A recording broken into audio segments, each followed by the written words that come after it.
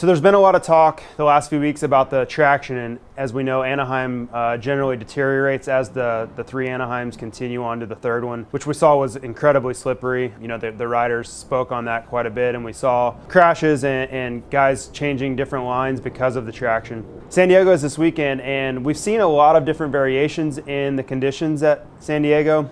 Generally, it's just because of the weather. California weather can be pretty wet at times, and we've seen this. 2010, I want to say, was one year, and it just over the years, 2005 was another year where it was pretty wet there. So I don't think that's the norm. I know it's supposed to rain today, so we'll have to keep an eye on that. But I expect it to be a typical San Diego where it's very slippery, very hard. A lot of times it'll start out with some loose dirt on top, and that's a product of it being muddy in years before. But by the main event time, when the real racing gets there, a lot of that's blown off. It comes down to a situation that's very similar to what we saw last week in Anaheim. Very slippery.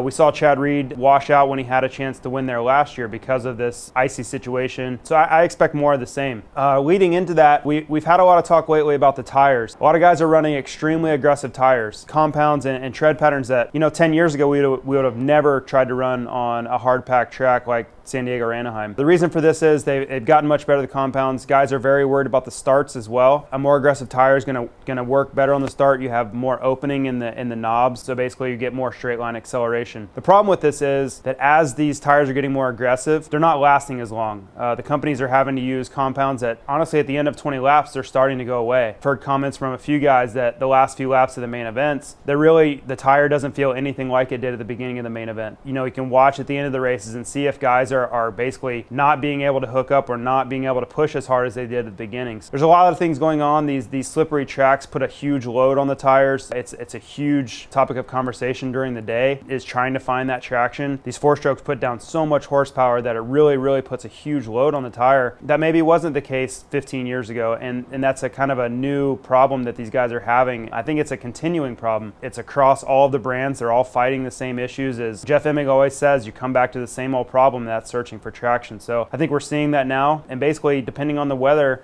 it may come down to that again this weekend.